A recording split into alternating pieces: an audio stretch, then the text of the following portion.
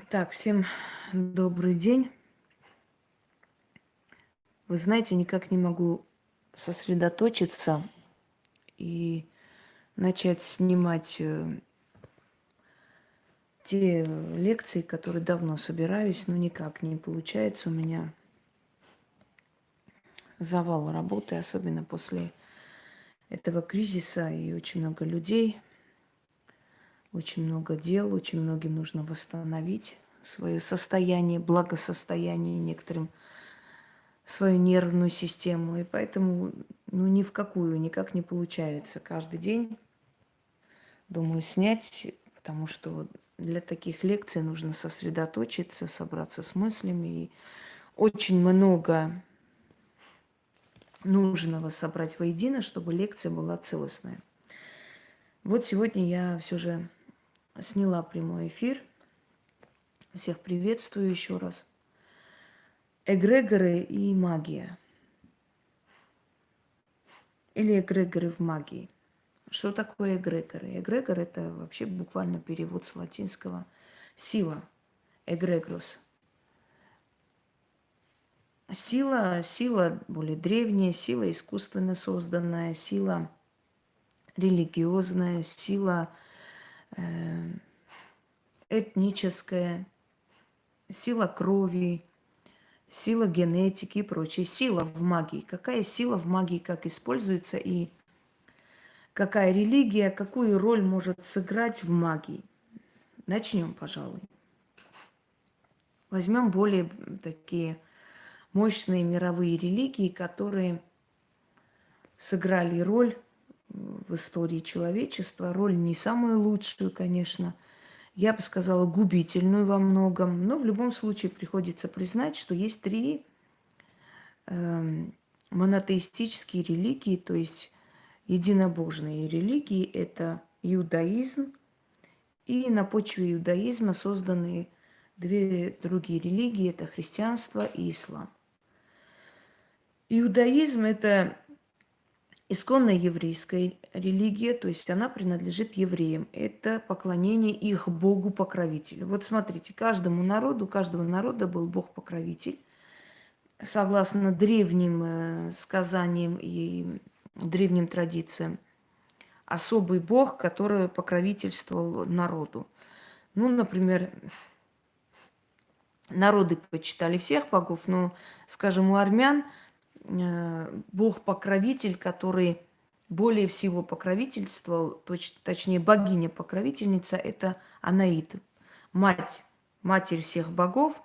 И она была богиня-покровительницей, и настолько сильна культ матери в Армении, что когда христианство приняли, культ Богоматери стал очень силен, поскольку именно самая сильная покровительница армянского народа была богиня Анаит.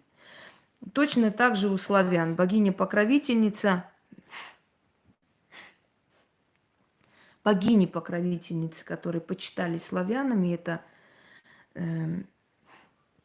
Лада, богиня семьи и уюта, это Морена или Марена, Макуш. И настолько сильный был культ матери, что когда славяне приняли христианство, не по своей воле, конечно, настолько было сильно вот это вот покровительство материнского начала природы, что культ Богоматери стал самым почитаемым. Покров Богоматери, покровительство Богоматери, Богоматерь покровительствует России и так далее. Это все идет оттуда. То есть у каждого народа было особое божество, которое покровительствовало им. У осетин, например, Васторжи. И когда они приняли христианство, им пришлось соединить два образа святого Георгия и своего божества Васторжи. И вот получилось, собственно говоря, новый образ покровителя осетинского народа, Васторжи. Или Святой Георгий его называют еще. Хотя это разные персонажи, но их соединили, поскольку христианство было против языческих традиций. Для того, чтобы не противоречить друг другу, они соединяли. Или языческие праздники перевоплощались в христианские, как-то по-другому называли. Да? У грузин покровитель лунный бог, которого называли после принятия христианства Тетри Георгий, светлый Георгий, а потом Цминда Георгий, что означает святой Георгий. Вот у грузин покровитель нации святой Георгий. Он везде изображается на гербах еще со времен их царей и так далее. Почему? Потому что грузины считали, что вот это божество им покровительствует более. А значит, легенда все же не легенда о том, что бог Ариев, да, собрал верховный бог своих детей и каждому народу, то есть каждому богу дал определенный народ для покровительства и для помощи. И вот Яхве отдал евреев. Евреи были наказаны за какое-то непослушание, за какую-то там провинность, и бог Ара решил испытать их таким образом, наказать, и дал покровительство им самого злого своего сына Яхве, который, собственно, евреев и замучил до смерти. Почти чуть не уничтожил. Вот он и покровитель евреев, Яхве. Вот от евреев исходят три религии. Иудаизм основан на законах и канонах еврейского народа, об истории еврейского народа и целый свод законов под названием Тора, где написано, каким образом евреи должны жить для того, чтобы угодить их Богу, как они должны относиться к своей религии, таким образом и так далее. Там много чего. Один из пунктов, например, что ребенок еврейки, рожденный неважно от какой нации, есть еврей. Таким образом, они свою нацию увеличили и так далее. Следующий момент. Христианство основано на Ветхом Завете, который почему-то христиане не очень любят цитировать, потому что там есть очень много противоречий, ну, как и в Новом Завете в том числе. И вот ветхозаветный бог Яхве отправил своего сына Христа, чтобы тот пришел на землю и напомнил людям о Боге. Это есть идея христианства. Но почему-то Христос, когда пришел, он сказал: ваш отец лукавый, лживый и так далее. Это было сказано про Яхве. Отец евреев считался Яхве. И вот Христос стал началом другого закона, что называется Евангелие, то есть благая весть. И вот Бог такой хороший, добрый, что своего Сына послал на смерть во имя нас всех, ибо Он пожертвовал собой за грехи наши и так далее. Хотя непонятно, какой смысл идти жертвовать собой, если мы все равно идем, все мы грешные, несчастные, все мы не люди, все мы достойны смерти, все мы достойны наказаний. И какой имело вообще смысл его жертва? Вот, если бы он не пожертвовал, Господь бы нас не простил, через его жертву нас прощает. Я вообще понять не могу. Если честно, я логику в этом не вижу вообще. Для того, чтобы полюбить или там простить своего соседа, значит, я должна сначала пожертвовать своим сыном, после чего мой сосед будет иметь право у меня получить прощение. И, ну, такая, знаете, абсолютно отсутствие логики, но почему-то все этим гордятся. Так вот, христианство есть в основном религия мучений, и все подписались и сказали: да, мы согласны. Все говорят: почему мы мучаемся, почему мы так все мучаемся, но сами, когда принимаете христианство, там сказано следующие слова. То есть вы подписали, знаете, соглашение, не смотрев туда. Вы контракт подписываете и не читаете. А там ясно и четко сказано: принимаешь ли ты страдания, мучения, ты не лучше своего господина. Господин страдал, и раб будет страдать. И вы говорите: принимаю, я на все согласна. А потом начинаете плакать. Почему так? Да потому что оно построено на нищебродстве, оно построено на страданиях, на мучениях. И на то, чтобы человек добровольно эти мучения принял. Вы подписались, вы приняли. Следующее. Считается, что прошло время, люди забыли про Бога истинного, и пришел другой пророк по имени Мухаммед, который был изначально купцом и воителем. Ислам. Ислам на основе иудаизма и христианства созданная религия. Но если кто-то считает, что ислам точно, ну, такой же, некоторые говорят: да это, ну, такая же религия, те же святые, то же самое там, просто мы идем разными путями. Вы очень сильно ошибаетесь. Ислам очень кардинально отличается от христианства и иудаизма. Кардинально отличается. Даже если там есть общие там святые и прочее. Объясню почему. Ислам, во-первых, это шариат, закон арабов, закон бедуинов. То есть это этнический закон бедуинов. Следующее. Ислам – это древние поверья о джиннах и так далее. Христианство абсолютно отрицает магию, считает, что магия, она абсолютно безвредна, никому ничего не сделает, и нечего бояться. Главное, молись, главное, все будет хорошо. Значит, главное, поклоняйся Богу, и никто тебе никакие порчи не сделает. Все это фигня, ерунда. То есть расслабляет бдительность. Не бойтесь, ничего не будет. Про гностиков потом поговорим. Мы сейчас не про гностиков.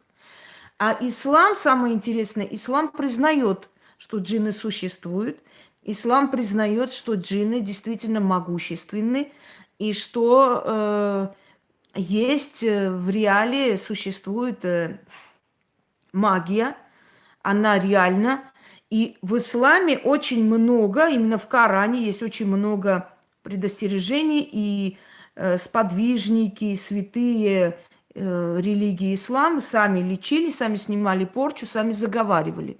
То есть они владели этой магией, хотя они не называли этой магией, да. Сейчас в данный момент многие, которые занимаются магией, то есть целительством и так далее, они говорят, мы отчитываем сурами, мы отчитываем аятами из Корана и так далее. Но это очень похоже на магические ритуалы, то есть это магия. Там сказано, что сам пророк начитывал на воду, дул на воду и давал пить человеку, и у него порча уходила. Дальше. Что еще? Давайте вот это вот, вы не будете меня отвлекать всякой херню, я устала. Затыкаемся, слушаем меня, и в конце уже вопросы. Хорошо, это правда, это неправда, вот так говорят, а вот там я читала. Вы видите, что я рассказываю. Если я вам скажу, что воздуха не существует, это правда? Если вы его не видите, если, значит, его нету. Так вот, дальше. Если вы читаете книги сподвижников, если вы читаете хадисы, если вы читаете рассказы жизни пророка, не только в Коране, а вообще рассказы на очевидцев, да, есть очень много, огромные книги богословов и так далее. Там очень много мифического. Нам кажется, что мифическое. На самом деле очень много есть определенных, скажем, понятий, поверий, которые для нас звучат как мифы, легенды. А на самом деле это говорит о тонком мире, о том, что Мухаммед видел тонкий мир, о том, что он общался с миром джиннов, он их видел, лицезрел, он их описал. Например, по-моему, если я не ошибаюсь, птица Симург, насколько я помню, которая его доставила за несколько секунд с одного края земли на другой. И его разговор, его размышления, его борьба с миром джиннов, поклонение джиннов ему и так далее. Вот это все воедино собранное, плюс рассказы христиан, скажем так, о Боге, о царях, о мудрецах, о пророках, пересказы, плюс шариатский закон, плюс знания и вера бедуинов, потому что на Востоке, как тогда, так и сейчас, если еще раз хоть одно слово я услышу, расскажите об этом и о том, я буду выкидывать всех. И вот это все воедино собранное, поскольку, еще раз говорю, невзирая на религию, невзирая на то, что те же отчитки называются там отчитками через Коран или через аяты Корана и так далее, это все взаимосвязано с магией, потому что бедуины как тогда, так и сейчас верят в магию. Они боятся джиннов, они верят в джиннов, они знают их могущество. Дорогие друзья, джинны совершенно равнодушно относятся к представителям всех религий. но люто ненавидят мусульман. Почему? Потому что они считают, что мусульмане, приняв новую веру, они их как бы предали. Они их предали, и древние религии были связаны с джиннами. Джинны – это как божества Востока. Они были охрана, они были стражники Востока, восточных народов. К ним приносили подношения. Бедуины, когда путешествовали, всегда оставляли, значит, откуп джину местности, главному джину, приветствовали их. Заходя в свое жилище, они приветствовали джина, который охранял их дом и так далее. То есть к джинам относились очень уважительно. А потом, с принятием ислама, к джинам начали относиться со страхом, их начали избегать, им перестали давать откупы, приносить жертвы и так далее. И джинны начали ненавидеть новую религию и тех людей, которые приняли эту религию. Так вот, если кому-то нужно опасаться джиннов, так это мусульманам. Именно поэтому огромное количество заговоров, огромное количество суры, огромное количество молитв и высказываний и так далее, для того, чтобы себя обезопасить от нападения джиннов. Пойдемте далее. Итак, вот какое влияние оказывают религии на магию и как магия использует любой эгрегор. Самый мощный и сильный эгрегор, это называется сверхэгрегор, это эгрегор древних богов и эгрегор древних религий. Потому что магия – не что иное, как древняя религия, религия древних богов, древние культы, которые до нас были, растерялись, какими-то осколками до нас дошли, какими-то кусочками добрались до нас эти названия, эти какие-то... Мы восстанавливаем на подсознательном уровне это все. Мы восстанавливаем на уровне, то есть своих знаний, ясновидения. Это все, кому дано восстановить вот эти знания, заговоры, шепотки и так далее. А на самом деле это очень древние культы древних религий, которые оставили свои осколки по всему миру. Так вот, сверхэгрегор или первейший эгрегор – это есть древняя религия. И от древней религии взятыми терминами, взятыми пониманиями, поверьями, ритуалами и прочее, новые религии вошли в свою власть. То есть новые религии – это продолжение тех религий, но в искаженной форме, но в измененной форме. Где-то в хорошем смысле, где-то безжалостно оболганные.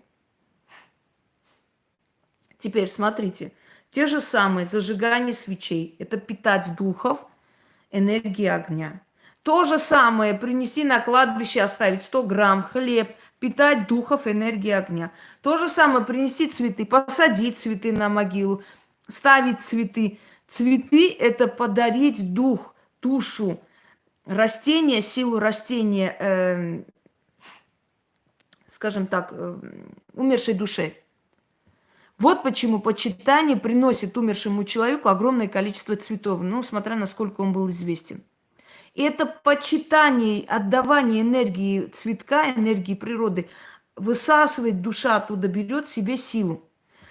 Почему каждый из нас хочет быть знаменитым, великим, оставить свой след в этом мире? Всегда в детстве нас спрашивают, я буду летчиком, я буду певицей и так далее, чтобы нас все знали. Это заложено в нас. Нас сюда отправляют для того, чтобы мы ушли с огромным количеством энергии, насколько можно больше. Кто будет помнить человека? Его дети, внуки, правнуки, все. После этого его энергетическая подпитка закончится, потому что его не помнят. Кто помнит знаменитых людей, кто помнит известных военачальников, цариц, королев, султанш. До сих пор про них пишут книги, пишут поэмы, снимают фильмы. Их помнят и помнят поколения, тысячелетиями. А значит, их эгрегор пополняется. Это такие эдакие маленькие башки, в мире духов, но в мире духов именно душ людей ушедших. Откройте, посмотрите, память – это сила. Почему мы идем, даем дань памяти? Что такое полк бессмертных? Мы идем на митинги в честь памяти, мы идем на демонстрации, мы идем на 9 мая. Это все энергия, которой мы питаем вот этих духов. Почему говорят, что солдат, погибший во имя Родины, вечен и он бессмертен? Потому что даже не зная его имя, но восхваляя его поступок, вы ему все время даете определенное, скажем так, определенный энергетический сгусток, питаете его душу. Человек, который спас детей, он спас не просто детей, он спас род. Потому что, спасая детей, ты спасаешь их детей, внуков, правнуков, ты спасаешь род. Если ты спасаешь род, значит, ты тот солдат, который достоин вечной памяти. Тебя все время будут благодарить, потому что благодаря тебе родятся новые дети, еще дети, внуки. Вот твое имя не знают, но твой поступок, ты это совершил, ты спас.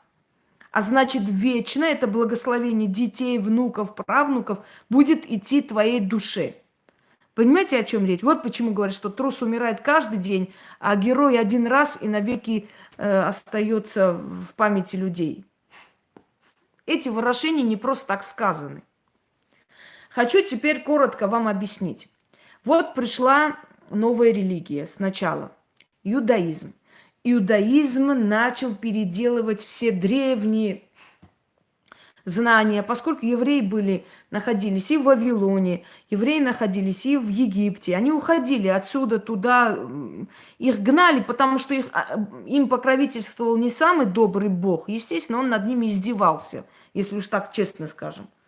Он издевался над еврейским народом и все время гнобил, все время гнал их в плен. Он ненавидел других богов, древних богов. Кстати, мне иногда тоже кажется, что Яхве мне мстит через вот таких гнилых людей. Я это тоже заметила. Потому что в мире, где есть носители знаний древних богов, а он был изгой среди богов, изгнанный.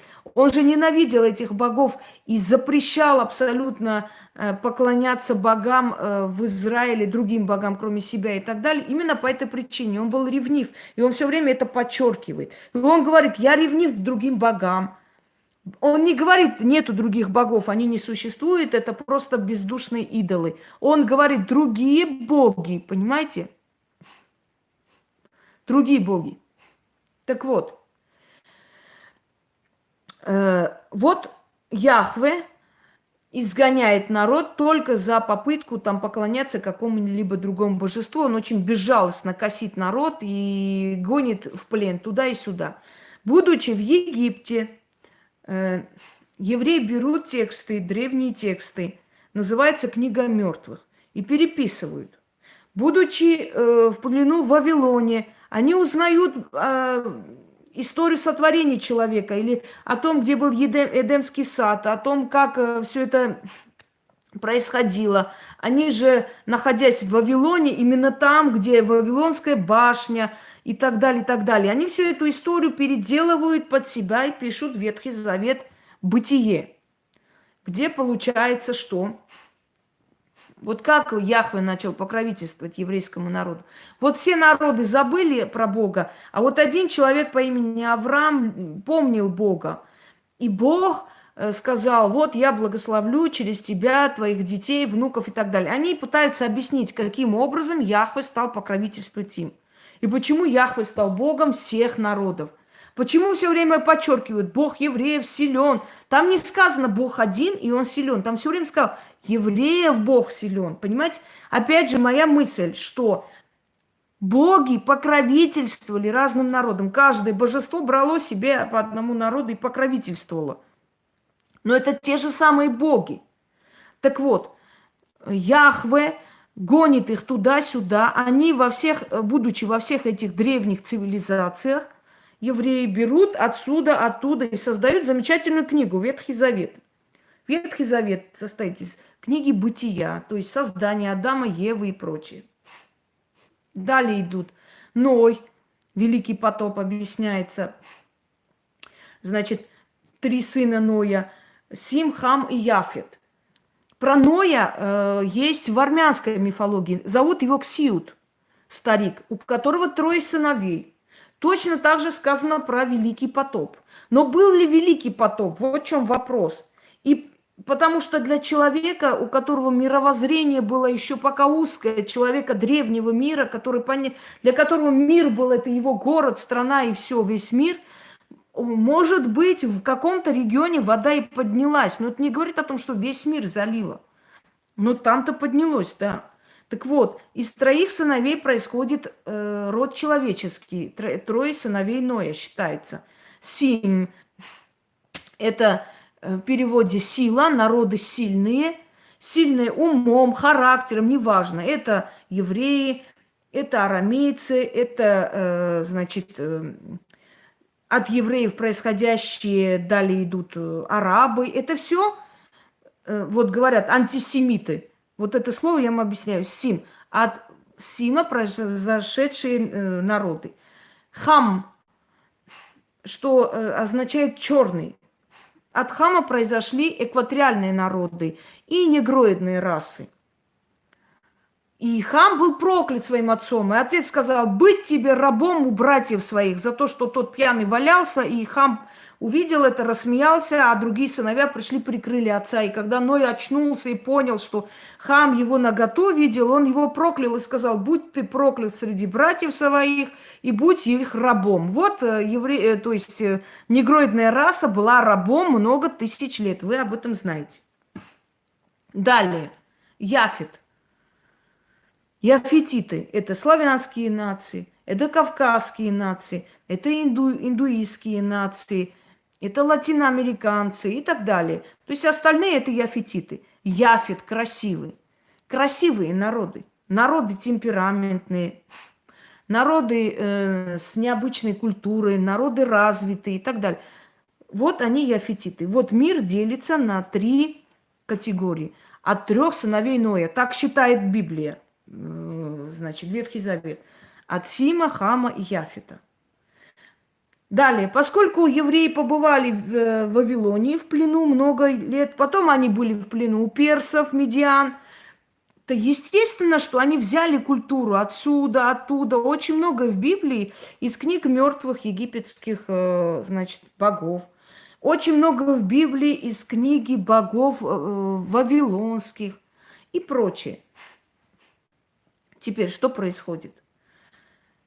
Вот пришел иудаизм. Иудаизм должен оправдать свои эти знания и свои очень много магии, которые запихнуты и написаны и в Торе, и в Коране, и в Библии, и во все эти 3 религии. Они как-то должны оправдываться каким-то образом, переделываться под свой лад.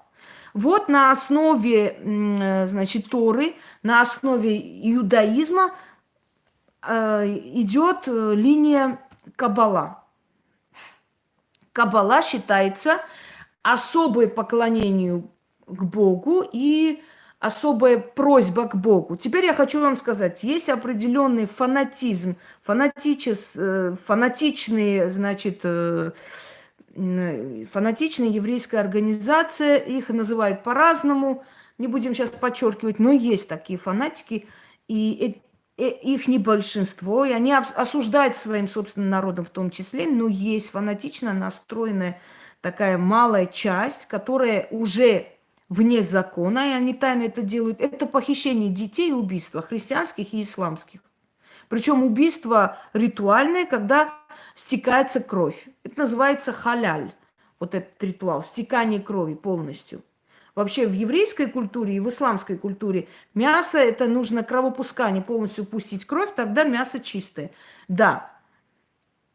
Так вот, если бы еврейский бог был богом добра, то навряд ли бы он допускал такие кровавые ритуалы в свою честь.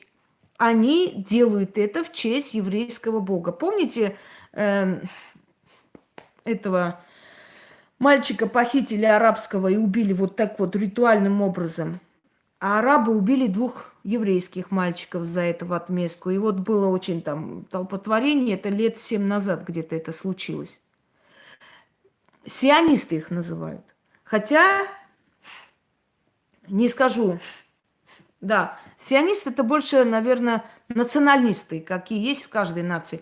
Но вот это вот, он бог зла, ему кровь нужна. Каббала. Что такое каббала? Я сейчас говорю не про еврейскую нацию, я говорю, что принесли новые религии каждому народу. А почему силы должны наказывать их, если мы, Алла, все отвернулись от древних богов, подчинились этому Богу и живем согласно его законам? Почему силы должны его наказывать? Ведь мы же сами добровольно идем в эти храмы, кланяемся, мы же добровольно мучаемся, мы же добровольно носим крест, целуем этот крест и благодарим за эти мучения. Почему силы должны наказывать? Объясните. За что наказывать-то? Вы сами выбрали это. Сила нам глаза открывает с помощью ведьм.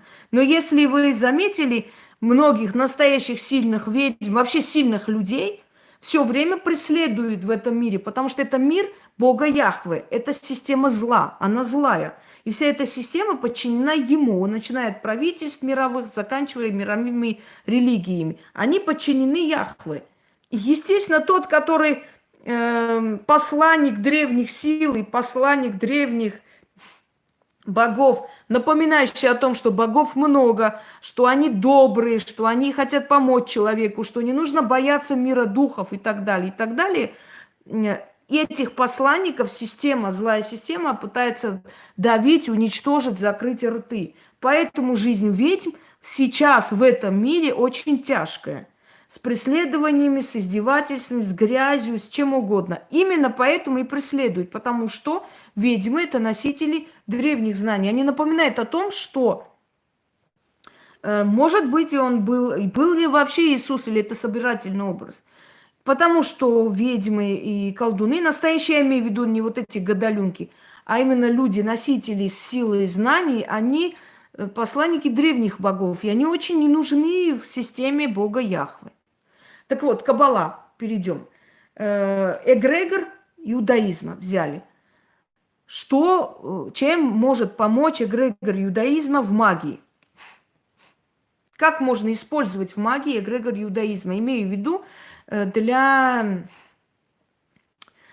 Сейчас скажу. Да, сильных, умных преследовали, Елена, потому что система, она злая. Злая система злого бога. А здесь нужны рабы, тупые рабы. Вот поэтому и сильных, умных и всегда преследует в истории человечества. Сколько есть религий, да и до этого тоже делалось. Но до этого хотя бы немножко по-другому, сейчас еще более свирепо и с ненавистью, с фанатизмом. Иудаизм берет из древней магии магию, значит, чисел или цифр. Вот это пришло из иудаизма, магия цифр. Высчитывать, считать. Некоторые, например, пересчитывали, там читали какие-то между строк, и оказалось, что в Библии есть пророчество про Тэтчер, про Горбачева, есть даты, есть дата убийства Кеннеди и так далее. И они это доказывали. Магия чисел очень сильна в Каббале, но Каббала, опять же, взятая, дорогие друзья, из древнего Вавилона, из древнего Египта, из Мидии, из Персии, везде, где в рабстве находился еврейский народ. Далее, что такое каббала? Они говорят, якобы, каббала – это очень сильное поклонение Богу, когда через просьбу к Богу, значит, ты осуществляешь свои желания. Когда Ариэль Шарон там вышел против еврейского народа, принял какой-то закон, который их не устроил, и вообще сектор Газа освобождал одну часть, то они ему сделали определенный ритуал, который называется солнечный удар. Говорят, что если человек виноват, они молятся Богу, просят 40 дней после этого, что после этого он, значит, он действительно попал в реанимацию и больше не вышел. Так вот, смотрите, не напоминает ли это все? Давайте вы не будете тупые вопросы задавать. Никакой религии я не поклоняюсь, я язычница. Так вот, не напоминает ли это магический ритуал. Ритуал, причем черномагический, такой, знаете ли, наказание, порчу. А сказано, что мы просто молимся Богу, и Бог сам наказывает. Послушайте, мы уже 2000 лет молимся этому Богу, он как-то нас не слышит. А тут за 40 дней он прям услышал и наказал. Так вот, Каббала – это хорошо зашторенная, знаете, закрытая, маскированная магия. Причем магия вавилонских жрецов. Знание чисел, ношение красной ленты, наговоренной. Далее, больше склонны к наказанию врагов еврейского народа, наказанию политиков, которые не делают то, что хочет народ и так далее. То есть Каббала – это расшифрованная, закрытая, маскированная магия жрецов древнего Вавилона, которые евреи взяли себе на заметку, когда находились там в плену много сотен лет. Вот такое Каббала. И чем можно использовать иудаизм в магии? То есть я имею в виду для практиков, ведьм и так далее.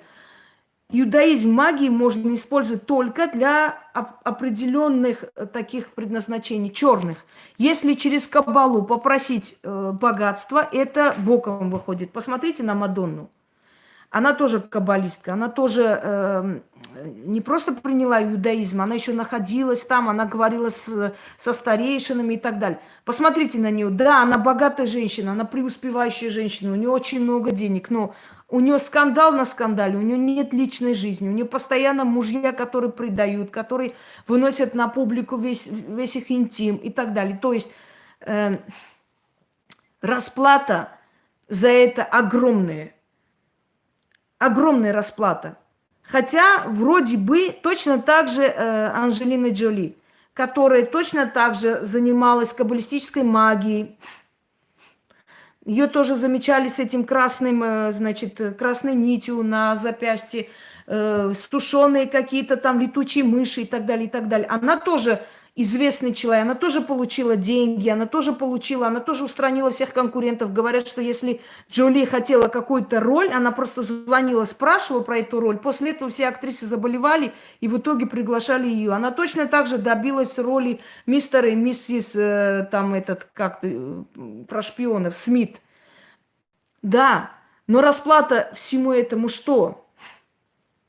Одиночество, наркотики, значит, пьянство, операции. Она несчастна. Но она этого всего добивается. То есть у них это есть. Ну вот если Джигурда тоже кабалой занимается, посмотрите, насколько он превратился в обезьяну просто. То есть я хочу сказать, что вот если, например, обращение к древним богам дает положительную энергетику, и человек меняет жизнь, то обращение и взятие, скажем так, через вот религии, какие-то там моменты, использовать эгрегор религии для себя, обязательно расплата очень страшная и очень, скажем так, неоправданная. Так вот, что может сделать практик с помощью магии Каббала, каббалистической магии? С помощью каббалистической магии практик может только желательно делать порчи и крадники. То есть это быстро подняться или быстро отобрать. Но если это делает практик, ей, конечно, ничего не будет. Но если возьмется простой человек, и неважно даже, насколько этот человек известный, расплата будет очень страшная и сильная. Выжимают, всю жизнь забирают. Итак, Каббала, как бы там ни было, как бы Каббала не имела отношения к вавилонской магии, она уже давно трансформирована, она давно уже, скажем так, исковеркана и привязана к силе Бога Яхве. А от Яхве ничего хорошего получить нереально и невозможно. Поэтому нужно ли использовать каббалистическую магию ведьмам?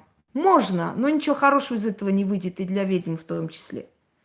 И поэтому многие ведьмы, скажем, в Израиле, которые практиковали, которые брали каббалистическую магию себе на заметку и так далее, со временем потихоньку от этого отошли. Отошли, потому что они поняли, что ну, не то это. Это не то, что можно получить быстро и расплатиться там какими-то материальными благами. Каббалистическая магия уже давно привязана к богу Яхве и к его злой силе. От этой магии идет зло. Ее можно использовать, еще раз говорю, для крадников, для испоганивания жизни, для порчи. Больше ни для чего. Сейчас я включу, одну секунду, зарядку и дальше продолжим.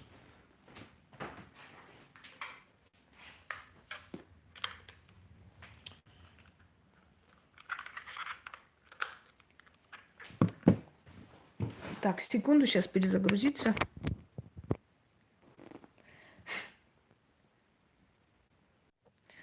Далее. Христианство. На почве иудаизма приходит христианство. Христианские святые, мученики и так далее. Про христианство очень много рассказано. Можете открыть, посмотреть. Там Библия обсудим. Первую часть, вторую, третью и так далее. Очень много рассказано про христианство и про все остальное. Добрый вечер. Поэтому давайте сейчас не будем зацикливаться на христианстве. Но поскольку христианство – это искусственно созданный эгрегор на крови, на боли, на нищете, на гонениях, мучениях и так далее, и все святые христианства, и все иконы, и все воспоминания, все разговоры о мучениях, о боли, и окружено это все сущностями, которых убили, забили камнями, зарезали, прирезали. И поскольку в христианстве более всего есть вот зловещая сторона магии, а у магии есть и зловещая сторона, это трупы, это куски там тел и так далее, к которым привязаны замученные души, и они служат церкви, они как цепями привязаны, то есть им не дают покоя, пока человека не похоронят или не предадут огню, его душа мучается. Так вот, поскольку христианство уже давно-давно наполняется постоянно искусственным образом только за счет денег и за счет мучений, за счет этих расчлененных тел и прочее, поэтому христианская религия вообще непригодна для какой-то очистки от порчи, для призыва удачи и прочее, вообще непригодна. Она уже превратилась полностью в эгрегор страданий и в эгрегор просто жутких мучений и нищебродство. Теперь смотрите, что я хочу вам сказать. Дорогие друзья, поскольку религия преследовала магию, преследовала ведьм, поэтому очень многие заговоры языческого времени, где было сказано «Да славится дождь Бог», «Да славит во имя Велеса», во имя Макош, во имя Морены, во имя там Мары, во имя еще кого-нибудь, христиане просто переделали эти заговоры во имя Отца, Сына, Святого Духа и так далее.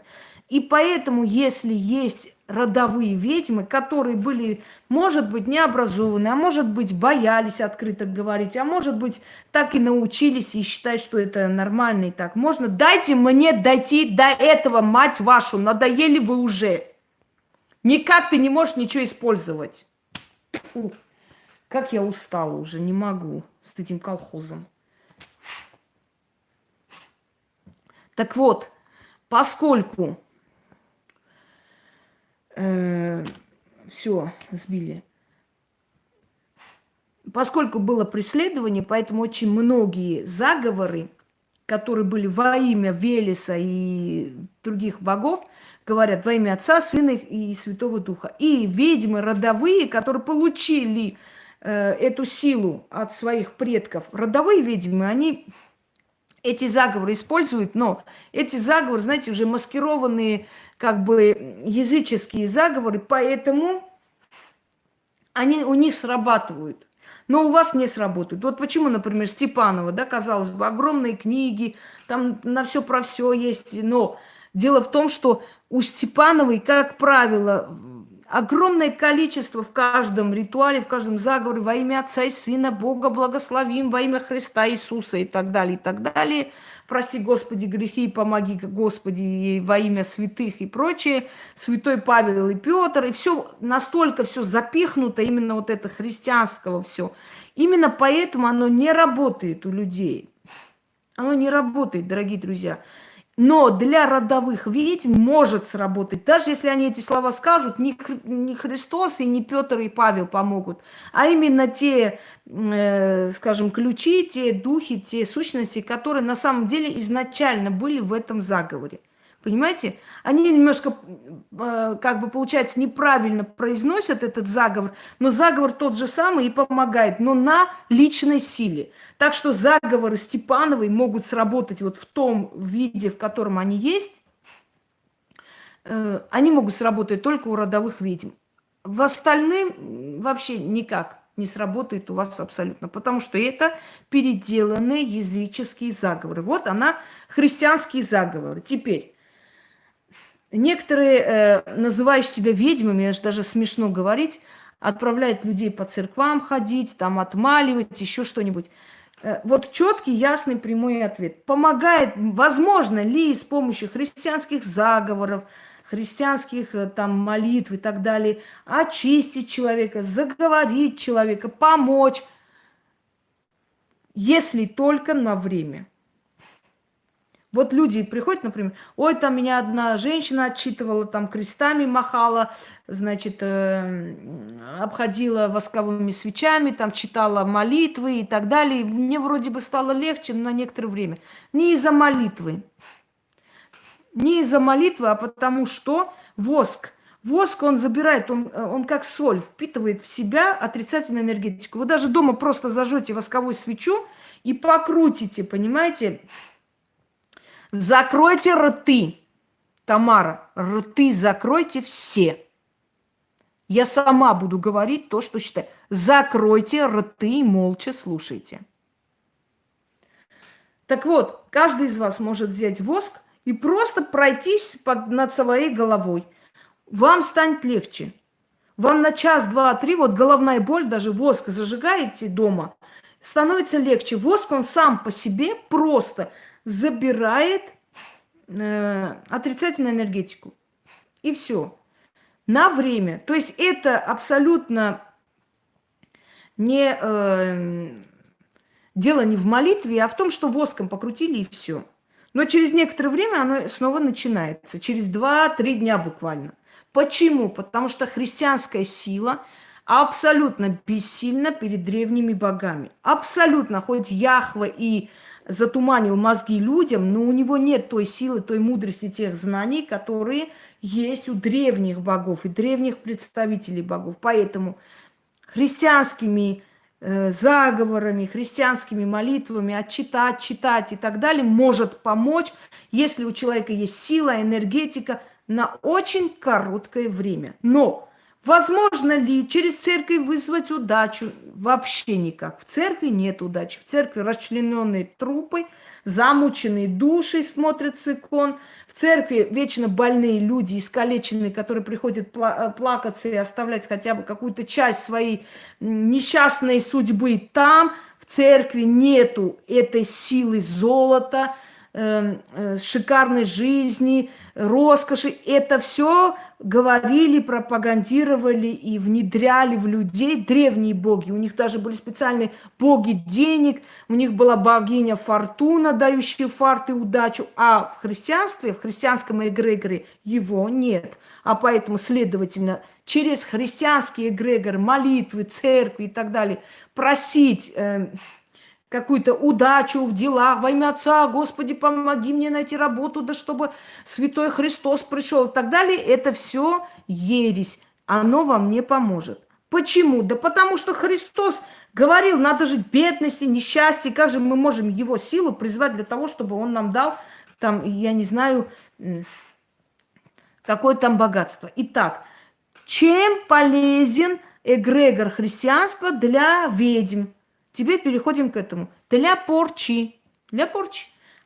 Отпеть живого человека, пожалуйста, пойти отнести, написать там имя человека, дать денег, отпевают. Чем еще полезен? Сделайте раз уж христианская религия появилась, пускай она искусственным методом создана или как, но это эгрегор, это сила. Чем он полезен? Поскольку там только нищета, боль, мучение, пожалуйста, навести на человека нищету через церковь. Никаких проблем. портить человека через церковь и икону. Никаких проблем. Приносят 40 мучеников и говорят, вот как 40 мучеников мучились, да отмучились, да чтоб ты мучился, и не отмучился никогда. Вот, прикрепляют фотографии к иконе. Сейчас я вас не учу этому, у вас это не получится, вы за это не беритесь. Прикрепили к иконе, до свидания. Христианство создало могилы, кладбище. Христианство зарабатывает на смерти. Христианство говорит, нехорошо идти к целителям, к ведьмам, исцеляться нельзя, негоже, дети мои, это нехорошо. Почему? Потому что если ты помер, тебе поминки постоянные заказывать, тебе постоянно, значит, заказывать панихиды. Это же какие бабки идут? От тебя, умершего, больше толку церкви, чем ты останешься в живых. Ну и толку от тебя, что ты живой. И что? А тут, блин, место купить, крест, постоянно на камень деньги потратить, постоянно там на поминки потратить и так далее. То есть пока твои родственники живы, тебе все время на поминки, да на эти будут тратить деньги. И церковь обогатится. А если ты жива, нахер ты интересно? Грех, дети мои, не ходите, помирайте во имя Христа и попадите в рай. Вот что там сказано. Так вот, о чем это говорит? Это говорит о том, что христианская религия, христианский эгрегор для магии пригоден только для порч. Мучение хочешь только через христианство. То есть не только, конечно, но быстрее всего через церковь можно навести человека мучение. Поскольку христианство создало могилы, раньше не было, жгли людей, и очень тяжело было так уж прям через кладбище делать на смерть. Между прочим, мудро поступали. Тяжело было делать на смерть, потому что надо было найти смертную энергию. А где смертельную энергию? Надо было найти топы болотные, которые, кстати, есть в заговорах, да? Идите в топы болотные, там болота сыпучие, гиблые места, вот туда отправляется порча. Так вот, вот эти гиблые места надо было найти, чтобы там делать на смерть человеку. А сейчас гиблые места, пожалуйста, в каждом городе, в каждом селе. Кладбище. Пожалуйста, кладбище, иди, делай порчу смертную сколько хочешь. Так вот, христианский эгрегор очень помог магии для того, чтобы собрать очень много отрицательной, мучительной энергии и делать все для того, чтобы, если тебе надо навести порчу, нищету, если тебе надо навести разорение, мучение, отпеть живого человека, похоронить фотографию, это все христианский эгрегор. Я-то хожу на кладбище, это христианский эгрегор? Нет, это не христианский заговор, я там говорю. Это не христианский заговор, говорю, но могила-то есть. Я хороню в этой могиле и могу сказать, что хочу. То есть это я так считаю, что мне нужно обращаться к древним силам. Я к ним обращаюсь. Но христианский эгрегор в магии нужен только для наведения порч и мучений. Все. Вот если мне нужно быстро на кого-то навести, заткнуть рот, пожалуйста, беру крест, фотографию, черной ниткой обмотала и сказала, как сын Бога, христиан, мучился на кресте, мучился и мучился, так и ты мучайся. Пока крест от тебя не сниму, мучения твои не отниму. Все, положиться где-то убрала, и мучится человек на здоровье. Так вот, христианский эгрегор, если бы был настолько силен и добрый, то через него невозможно было бы навести порчи. А через христианский эгрегор порчи получаются замечательные. Дальше. В церкви можно откупиться от смерти. Берешь там доллары, отчитываешь, или человек тебе подсказывает, или говорит, как надо делать, приносишь, оставляешь в церкви и скидываешь свои болезни людям. В церкви стоит бабка, и раз, и тебя ударила по спине рукой. Ты поворачиваешься, она что-то пошептала и ушла. Ты говоришь, что вы хотели-то, бабушка? Она ничего не отвечает. Она что-то там сказала, бормотала и ушла. Через некоторое время тебя увозят на скорой. Почему ноги отнялись? Бабка передала тебе свои болезни и ушла. Так вот, если бы церковь была настолько сильна, там бы это все обнулилось. Вы не согласны со мной, что там бы не получились черные ритуалы, если бы церковь была энергией добра? Так что, как можем использовать христианский эгрегор для порч? Все. Обсудили. Иудаизм, христианство сказали. Кроме того, в христианстве очень много языческого. Кавказ, за Кавказе, например, понятие матах, которые жертва, жертвоприношение, это пришло с древности. Свечи зажигать, чтобы питать души энергией огня, это пришло с древности. Понимаете? Так что очень много там и языческого есть. Если не сказать, почти все построено на язычестве. Идем к исламу. Ислам. Хотя ислам монотеистическая религия, то есть единобожие, хотя ислам берет свои изначальные корни, считается, что 3 великие религии произошли на одной почве, это иудаизм, христианство и ислам. И что в исламе тоже очень много святых, которые есть в христианстве, ислам коренным образом отличается от христианства. Если вы хотите узнать, какой силой, не говорю, какая религия самая сильная, нет, правильно поймите, религия здесь ни при чем. Сила, а эгрегор – это не религия, это силовое поле собранное. Если вы хотите узнать, а от исламского эгрегора не обязательно себя отрезать, Азат, вот что я скажу. От христианского эгрегора обязательно отрезать себя, если вы хотите подняться по жизни. Вот сейчас мы к этому и доходим. А от исламского эгрегора не обязательно себя отрезать, если вы хотите достичь успеха и так далее. Я не говорю поклоняться и тому, и этому, но отрезать себя не обязательно, потому что, в отличие от христианского эгрегора, исламский эгрегор не эгрегор мучения. Понимаете, в чем дело? Она не подпитывается мучением-то. Она не подпитана мучением. Она совсем другая. Она подпитана силой, давлением. Вот смотрите. Эгрегор иудаизма называется воровской эгрегор. Почему? Потому что сворованные мудрости, знания, заговоры, тайны магии, тайны мироздания и так далее, которые сворованы у египтян, у вавилонян, у халдеев, у медиан, у персиян и так далее. Собрано воедино, созданный эгрегор иудаизма. Эгрегор иудаизма называется ворованный эгрегор. То есть, я уже вам сказала, смотрите, каббала для чего предназначена? Своровать у кого-то удачу, подняться быстро, устранить конкурентов. Это замечательный эгрегор для таких работ. Его называют воровской эгрегор. То есть вся его мощь и сила в том, чтобы своровать, забрать, отобрать, присвоить. Поэтому если вы хотите что-то присвоить, забрать, отобрать и так далее, вам в каббалу. Но это не для простых людей, вы поймите. Я сейчас не простым людям говорю. Я говорю, как используют эти эгрегоры знающие люди для того, чтобы работать. Дальше. Христианский эгрегор называется эгрегор мучения или мученика. Потому что там, если вы хотите, чтобы человек измучился, помер, если вы хотите, чтобы человек лишился всего, чтобы он обнищал, это вот сюда. Это эгрегор мученичества. То есть нам нужно, чтобы кто-то быстро замучился, мы можем использовать христианский эгрегор. Исламский эгрегор называется эгрегор властвования или подавления. То есть исламский эгрегор образовался из сил, которые властвуют, которые подавляют, диктуют свою волю. И если вы хотите знать из этих 3 эгрегоров, который из них сильнее и мощнее, это исламский эгрегор. Я не говорю про людей, там, вот они лучше, эти хуже. Я говорю про эгрегор. Силой эгрегор, обладающий, более сильный, мощный, который может реально помочь какой-то ситуации, это исламский эгрегор. Теперь смотрите, исламский эгрегор мученический? Нет.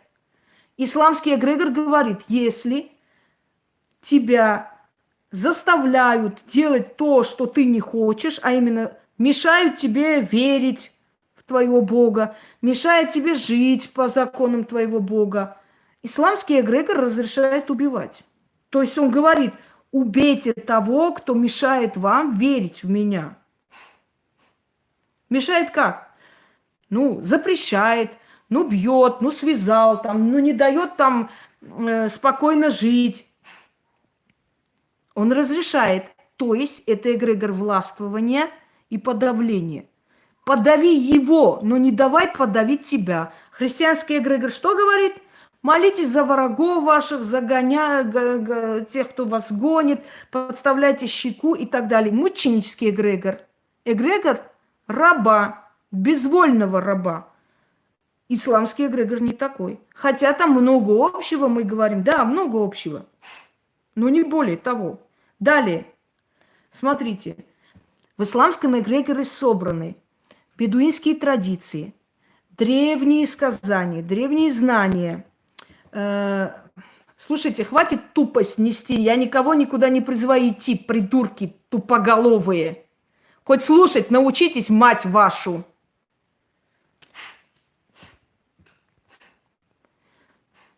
Итак, шариат, что сам по себе просто разложенный по полкам, да, поведение человека в обществе, в жизни, даже там есть определенные законы вообще личной гигиены и так далее. Это знание о джиннах. Ислам не отрицает наличие джиннов. Ислам не отрицает наличие джиннов. То есть он не отрицает наличие магии. В исламе очень много ритуалов, очень много определенных действий, которые напоминают магические. Ислам не отрицает наличие тонкого мира, наличие мифических существ. Потому что в Коране описываются эти мифические существа, как они выглядели. По этим знаниям составлены многие книги джиннов. И именно по описаниям хадисов и сподвижников, которые описывали тонкий мир, какой он, что он. Очень много ценных знаний, материалов можно получить именно от их вот высказываний, от этих богословов, понимая, что там в тонком мире есть. В отличие от христианства, ислам не называет джиннов бесами. Джинны – это отдельная раса существ, которые живут как люди, женятся между собой, любят, которые могут быть разных национальностей, разных религиозных принадлежностей и так далее. Так вот,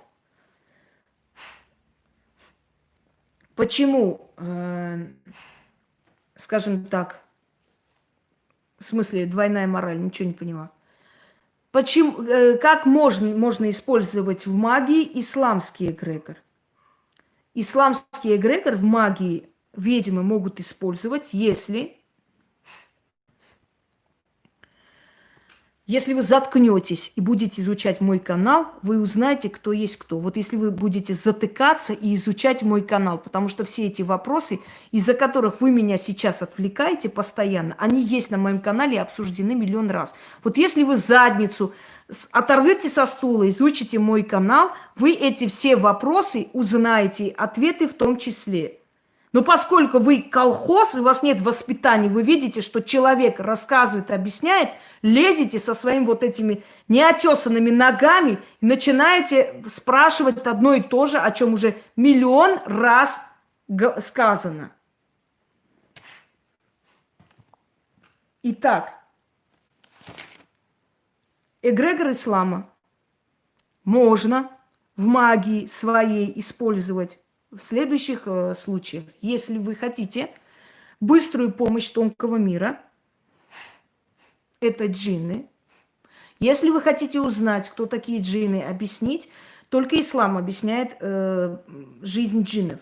То есть только ислам, Азат, там делать нечего уже давно в этой группе.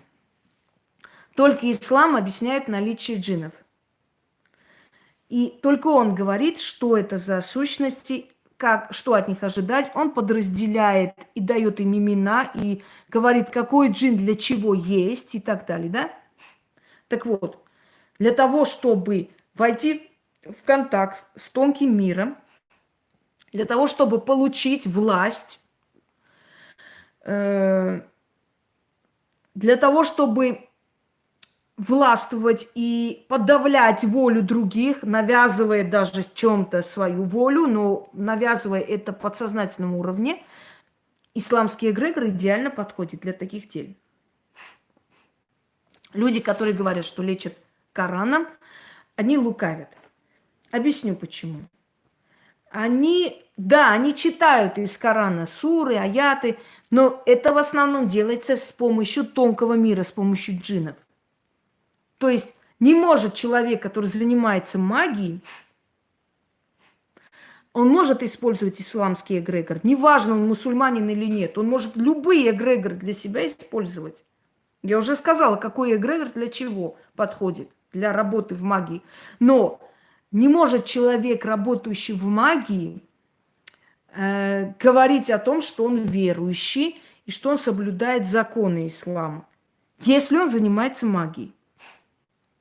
Потому что, занимаясь магией, даже если вы берете, скажем, те же знания, что дает Коран, или дает вообще исламская культура вся в целом, в любом случае, если вы занимаетесь магией, вы не можете уже считаться мусульманином.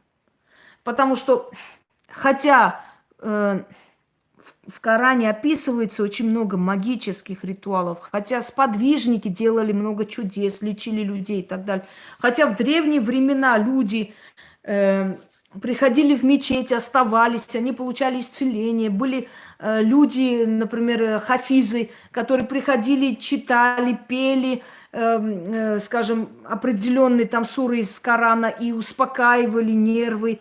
И хотя вот изгнание джиннов, которые реально, в отличие от христианских священников, уже говорила вам, что джинны ненавидят мусульман, они все время на них нападают, поэтому целая наука образовалась, как себя уберечь от джиннов. В наших храмах, знаете, вот эти одержимые бесами алкаши, которые падают каждый день, это просто делают рекламу батюшки и отрабатывают хлеб, который они в храме едят, показывая, какой у нас крутой батюшка, как он хорошо изгоняет демонов. И это все фигня. Как правило, демоны находят более сильных людей. И они не селятся. Вы когда-нибудь видели, чтобы сильные мира сего падали в обморок и начинали биться там в конвульсиях? Нет. Но сильные мира сего начинают войны. А значит, питают демонические силы иногда кровью, правда? Они питают демонические силы кровью. Вот они так и селятся в разум, селятся в голову, в подсознание. Человек, то есть его руками создают то, что им нужно. Они не селятся так, чтобы вы брыкались и там, я не знаю, прыгали до потолка. И, между прочим, эти все сущности-то вне религии. Демоны и джинны, и все, они вне религии.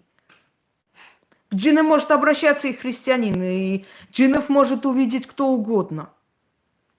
Так вот, 3 эгрегора, 3 силы. Первый эгрегор называется воровской, это иудаизм. Почему? Потому что он сворован, взят, значит, из разных культур, из тех культур Ассирия, Персия, Мидия, Вавилон, Египет, Междуречие, халдейское государство, что у нас еще было там, хананейское государство, отовсюду взятые кусками знания, из которого образовалась вот лоскутами иудейская вера, религия иудеев.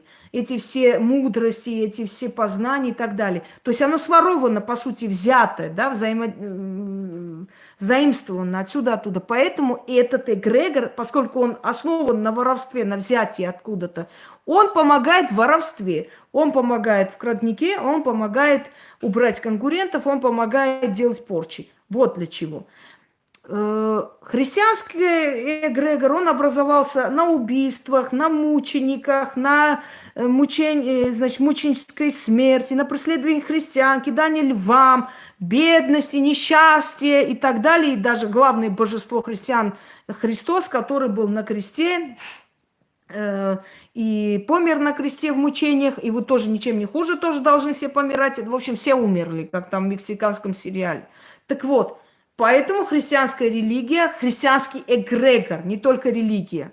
Не просто религия, а именно эгрегор, то есть сила, силовое поле, все, что образует, да, все, что дает, питает эгрегор. А что питает религию? Молитвы, деньги, подношения, посещение храмов, паломничество. Вот эта вся энергия питает, вот смотря какая энергия чего питает. Так вот, энергия, то есть эгрегор христианства, эгрегор мученичества. Поэтому через христианский эгрегор очень хорошо можно навести мучения, смерть и так далее. Кроме того, с появлением христианства появились и кладбища, в которых очень легко и просто можно быстрыми темпами делать порчу на смерть.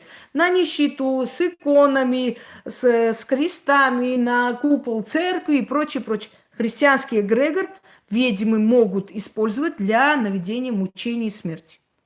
Дальше.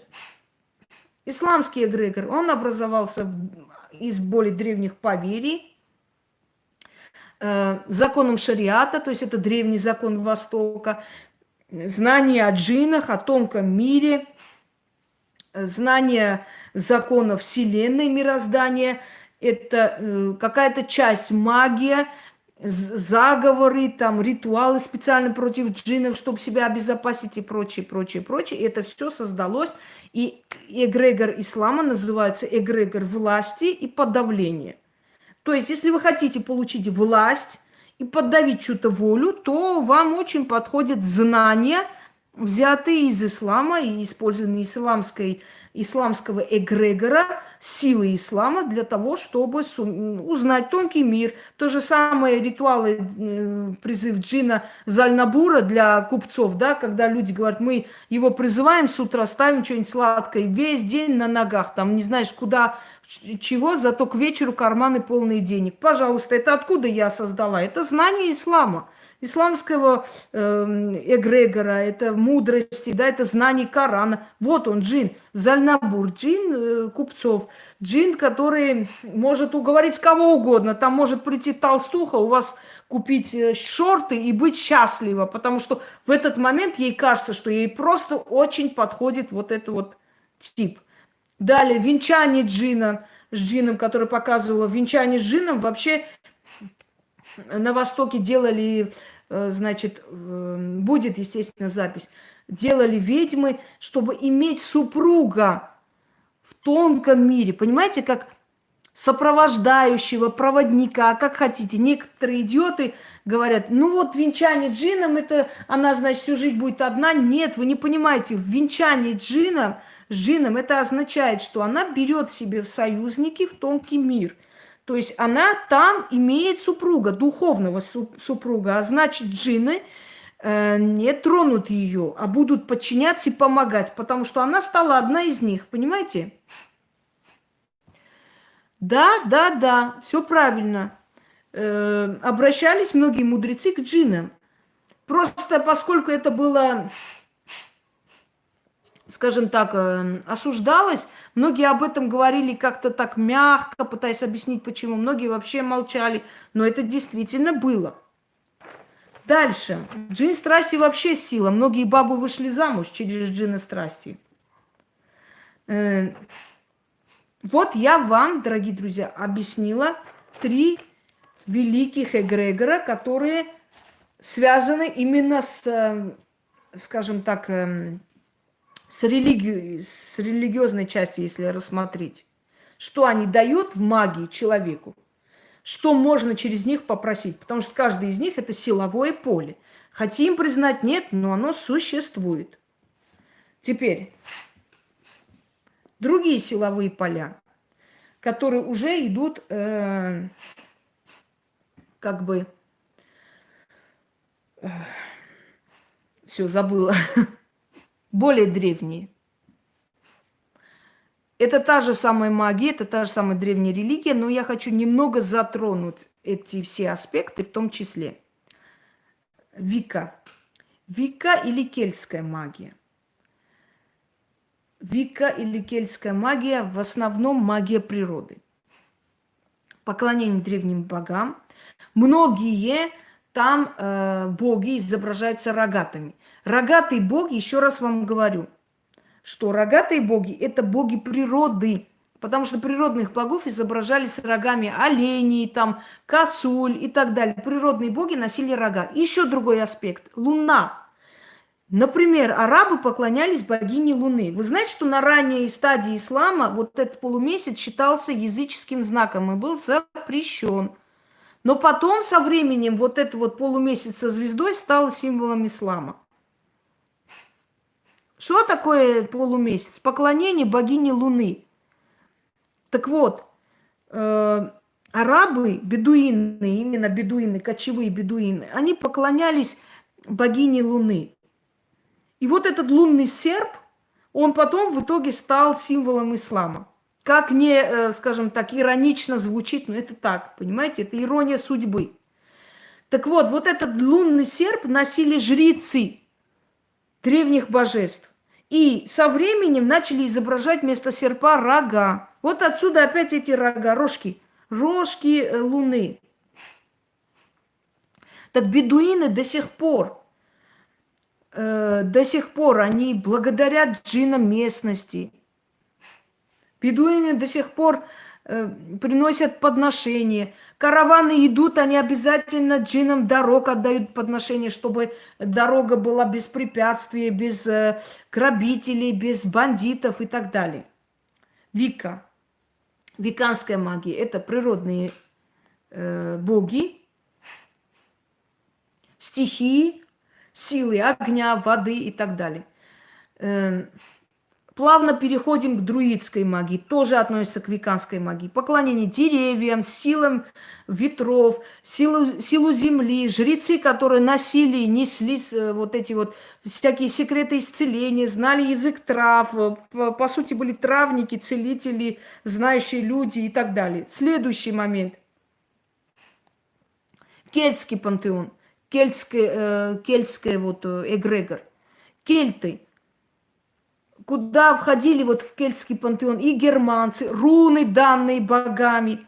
Руны – это определенные сильные знаки, которые тысячелетиями обозначали одно и то же и имели силу огромную. Поэтому и говорю, с рунами будьте осторожны и не чертите всякие руны, как бы вам ни говорили, потому что если вы неправильно произнесли заговор, он у вас просто не получится. А если руну криво начертили, это может довести до сумасшествия, и такие моменты я знаю. Так вот, кельты – это война богов и фаворов, то есть боги и демоны, когда фаворов они загнали до глубин океана и до сих пор воюют. Боги, которые отвечают за различные, скажем, аспекты жизни человека. Кельтский эгрегор используется для силы, для воинства, для призыва, скажем так, подмоги, потому что кельтские боги в основном, они вояки, они воевали, воюют до сих пор. Например, тот же самый Валхалла. Это пристанище героев. В Валхаллу уходят достойные великие герои всех народов. Там Один собирает их воедино вместе со своей красавицей-супругой Фрей. Они каждую ночь пируют до утра, днем выходят, бьются до ночи вместе, ночью опять сидят и пируют до утра. То есть великие воины уходят в Валхаллу. Валхалла – особое место для воинов всех народов. Так считали древние кельты. Поэтому к кельтскому эгрегору обращается в основном для рунной магии. Если есть хорошие знатоки, они просто там хрень какая-то. Ну, кельты, скандинавы – это все воедино собранное.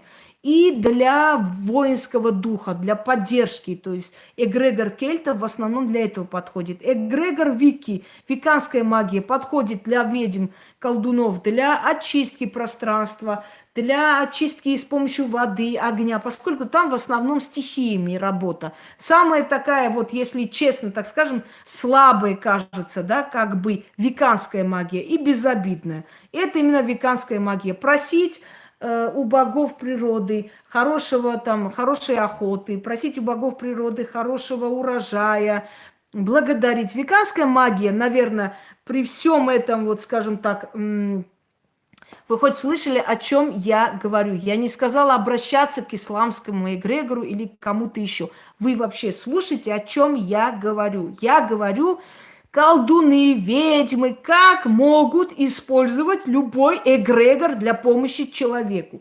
Вы меня слышите? Алло. Дальше. Сантерея.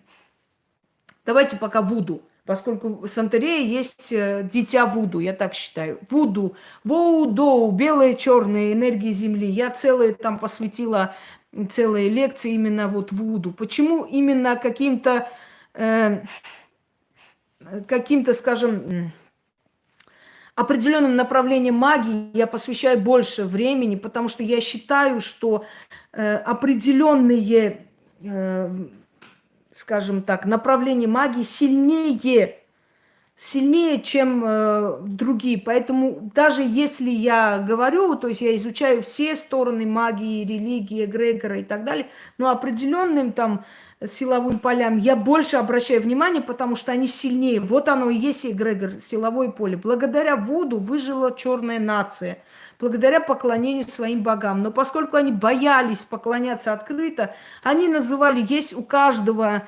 значит, у каждой силы Вуду есть своя маскировка христианская.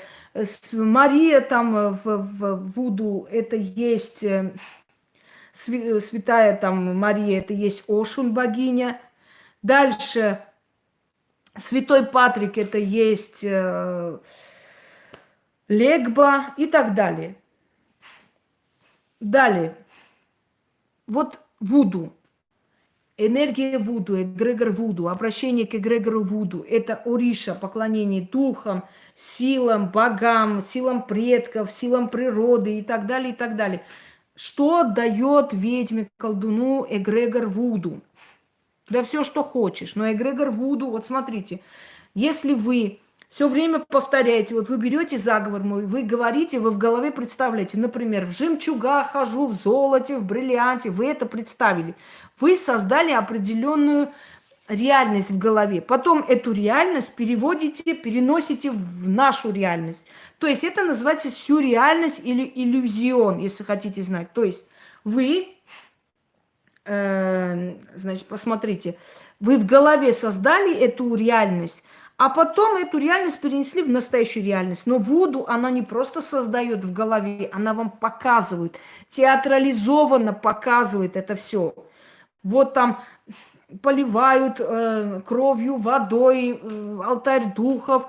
Потом эти две куклы соединяются, мажутся медом, это значит сладкая жизнь, сыпятся сверху монеты, это значит богатая жизнь. То есть вот все, что мы в заговорной магии говорим, то есть в основном равнинная магия или великая русская магия, это и есть славянская магия, она в основном в заговорной форме, вот мы говорим, что хотим получить, и представляем, и это переносится в нашу реальность, то Вуду это не говорить, а показывать действиями, что я хочу.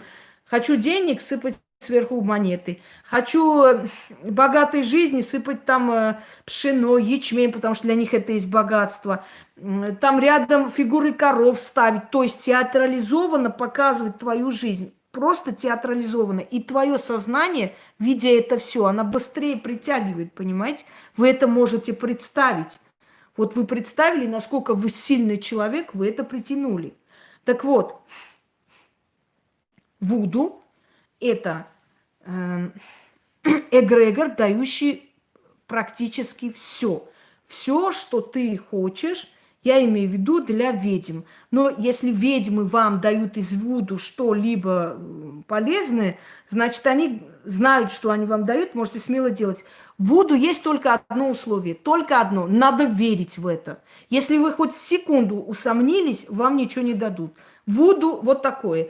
Другие ритуалы можете верить, можете не верить, оно у вас получится. Но Вуду, если вы секунду усомнились, оно вам не дастся. Почему может быть сомнение? Потому что Вуду настолько сильно и настолько быстро получается, что человек начинает думать, да ну ладно, это что, вот можно, это что, действительно какой-то заговор, я прочитала, и это получилось? Да ладно, что-то не верится. Все, вы сказали это слово, вы можете споткнуться и башкой удариться, понимаете? Вы это должны, ну вот именно в Вуду должны верить 100%. Если у вас нет веры в магию, значит, с Вуду не начинайте. Начинайте с малого, чтобы потом дальше идти. Боги Вуду очень обидчивы в этом плане. Ни за что секунды не надо допускать какого-либо сомнения. И все. Дальше. эгрегор кавказской магии. Очень сильный. Кавказская магия построена на поклонении богам, на поклонении силам природы, древних духов, девов, хранителей гор. А горы мы знаем, какой энергией обладают. Что может дать кавказская магия, именно вот кавказские эгрегоры, эгрегор Кавказа в магии, ведьме, колдуну, да все, что хочешь. Но в основном чистки и власть. Вот магия Кавказа, она больше подходит именно для этого, потому что народ воинственный. Вы посмотрите на народ, и вы поймете, какой эгрегор у этого народа и у их вот поверья этнической вот этой культуры. Народ Кавказа воинственный, кавказская магия дает чистки, избавление от врагов и власть, то есть силу, воинственность. Дальше. Сантерия.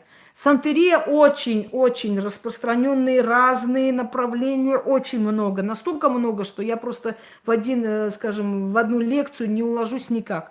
Сантерия – это есть смешанные культуры вуду. Вот, например, в Испании сантерия – это вуду и католицизм. В Гаитии сантерия – это вуду, католицизм, поверье аборигенов и так далее.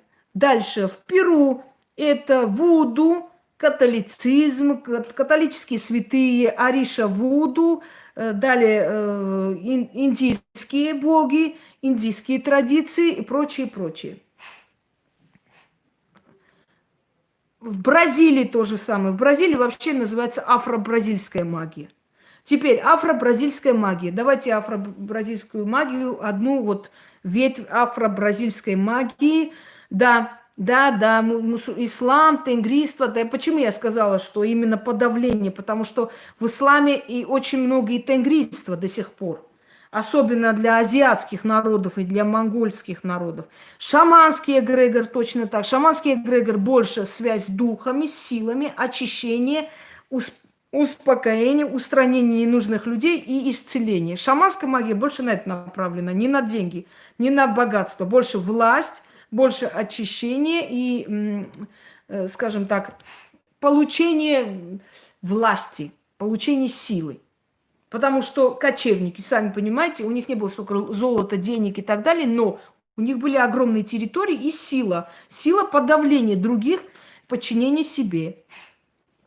Итак, гумбанда – это одна из… Я даже вам хочу сейчас из своего личного альбома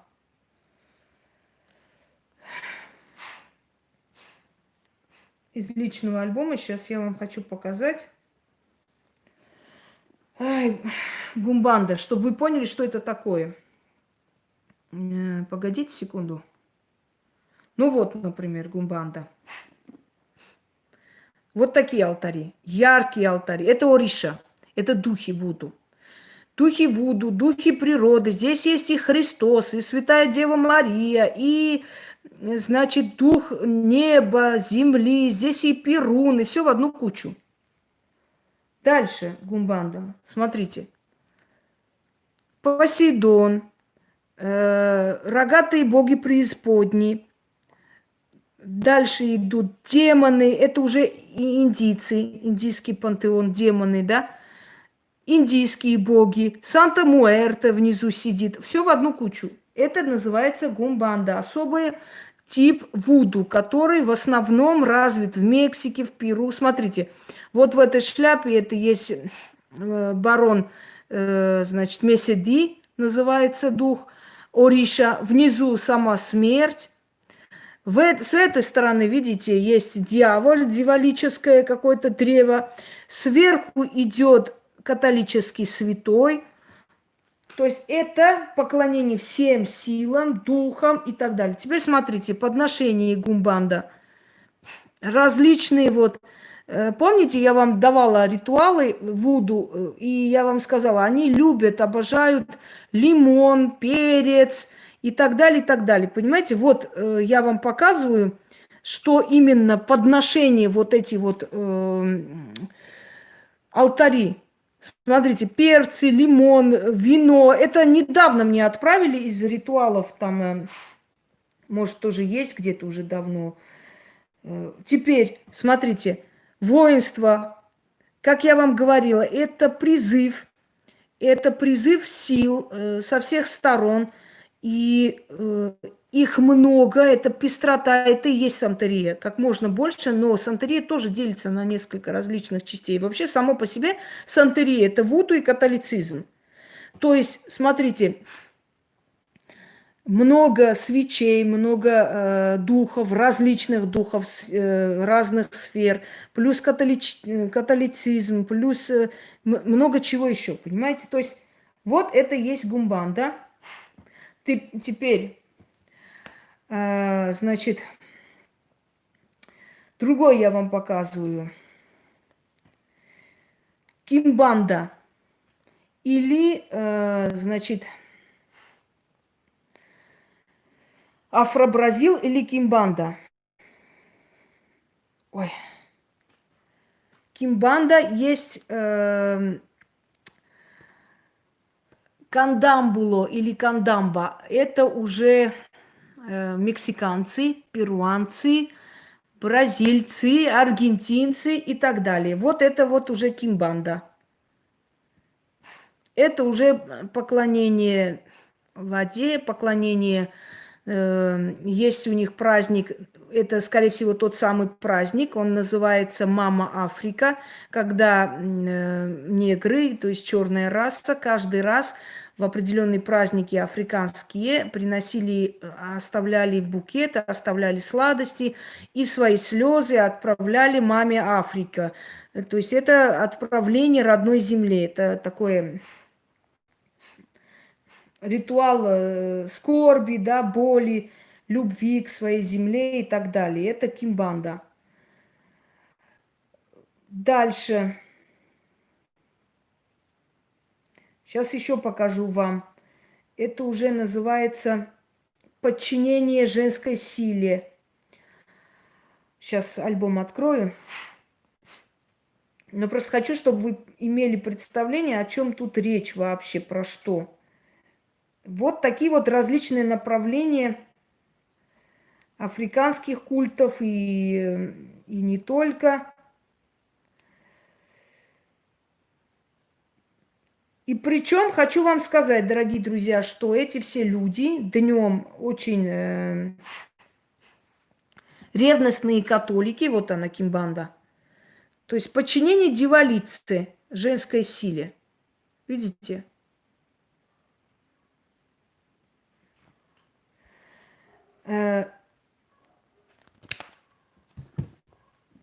Итак, это Афро-Бразил называется.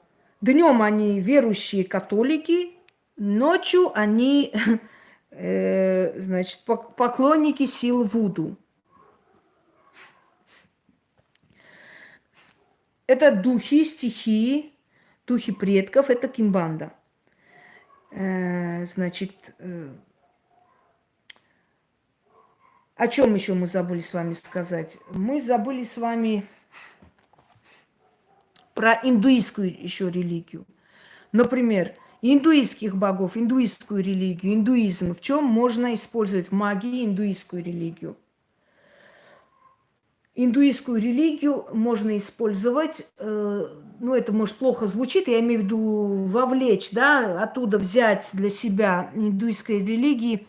В основном это просьба к богам о богатой жизни, о достатке и семейных, скажем, семейного тепла и любви, потому что в основном индуистские боги, они покровители семьи, и большую часть индуистских богов – это пары неразлучимые и очень верные друг другу, очень любящие пары и прочее, прочее. Поэтому в основном, если в индуизме, в основном можно делать ритуалы, именно связанные с семейным благополучием. Дорогие друзья, еще раз говорю, эгрегоры, силовые поля, это не просто религии, это силовые поля, это еще поклонение этим религиям, это еще, скажем так, жертвы этим религиям, что они взамен берут, когда что-то отдают и так далее. Но Все эти религии, все эти силы, все эти силовые поля, эгрегоры и так далее образовались на сверхрелигии, то есть первые религии, откуда они, каждый из них что-то взял свое, то, что им хотелось, и то, что им... Я сейчас не сижу и не про богов говорю. У меня тема другая. Над всеми этими религиями древняя сила. Если каждый из этих религий и этих эгрегоров может как-то быть полезным в магии для ведьмы, то древняя религия поклонения древним богам человеку и ведьме даст и силу, и уважение, и достаток, и деньги, и власть, и все остальное. Вот это единственный эгрегор, в котором может человек найти все. Понимаете? В отличие от других эгрегоров, которые каждый из них для чего-то пригоден в магии. Я надеюсь, что я вам прояснила более чем ситуацию. Вот я давно хотела об этом снять и объяснить, в чем польза этих эгрегоров для ведьмы, если она хочет вообще когда-нибудь взять себе на заметку и использовать их. И если кому что не ясно, вы можете переслушать, и вам все станет понятно. А теперь я пойду, потому что мне нужно готовиться, я хочу еще кое-что снять. И вечером и мы с Яной готовим интервью очередное, то есть вопросы-ответы.